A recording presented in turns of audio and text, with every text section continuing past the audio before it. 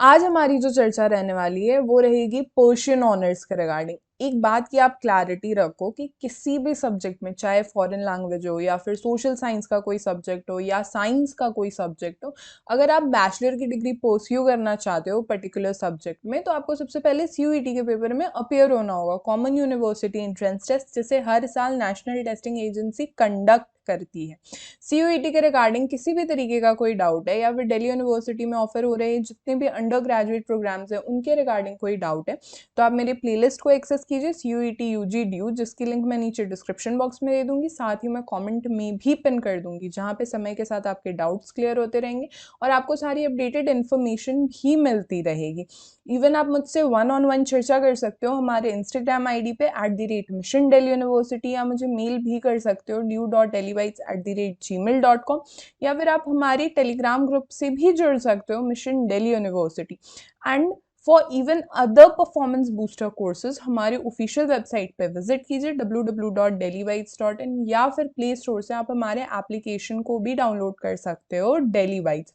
देखो, दिल्ली विश्वविद्यालय में ना बहुत से under graduate degree programmes provide किए जाते हैं, लैंग्वेजेस में, आर्ट्स एंड सोशल साइंस में। आज इसी लैंग्वेज की कड़ी में एक और फॉरेन लैंग्वेज हम जोड़ने जा रहे हैं और वो है पर्शियन ऑनर्स। देखो, एक कॉमन मिनिमम एलिजिबिलिटी क्राइटेरिया जो होती है ना कि भाई आपका क्लास 12th आप पास होने चाहिए या फिर क्लास 12th में आप अपियरिंग होने चाहिए। लिस्ट ए में वो सारे लैंग्वेजेस मेंशन है जो कि सेक्शन 1A और 1B में बताए गए हैं। लिस्ट B1 में total 18 domain specific subjects mention है, लिस्ट B2 में total 9 domain specific subjects mention किए गए हैं।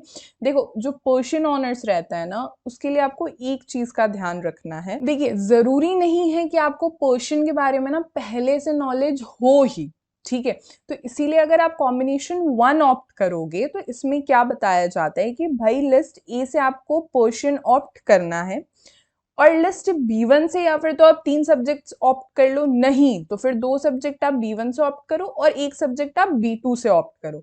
लेकिन जैसा कि मैंने कहा, जरूरी नहीं है कि दिल्ली विश्वविद्यालय में किसी भी फॉरेन लैंग्वेज में अगर आप बैचलर की डिग्री परस्यू करने जा रहे हो तो उसके रिगार्डिंग आपको पहले से कुछ चीजें पता ही हो। इसीलिए अगर आप कॉम्बिनेशन 2 ऑप्ट करते हो तो लिस्ट ए से आप किसी भी लैंग्वेज को ऑप्ट कर सकते हो, और सिमिलरली लिस्ट B1 में आप किसी 3 सब्जेक्ट को ऑप्ट करोगे, नहीं तो फिर लिस्ट B1 में आप 2 सब्जेक्ट ऑप्ट कीजिए और लिस्ट B2 से आप 1 सब्जेक्ट ऑप्ट कीजिए, और जो भी आपके सीयूईटी के स्कोर रहेंगे उसी बेसिस पे आपकी मेरिट बनी जाएगी। टोटल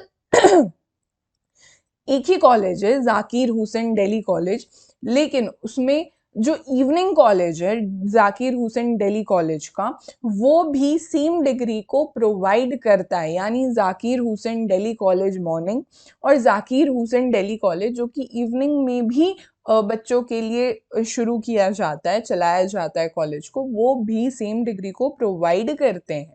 देखो, अगर पेपर स्ट्रक्चर पे मैं चर्चा करूं तो जो लैंग्वेज और डोमेन स्पेसिफिक के सब्जेक्ट्स हैं उसमें आपको maximum 35 to 40 questions he attempt करने हैं।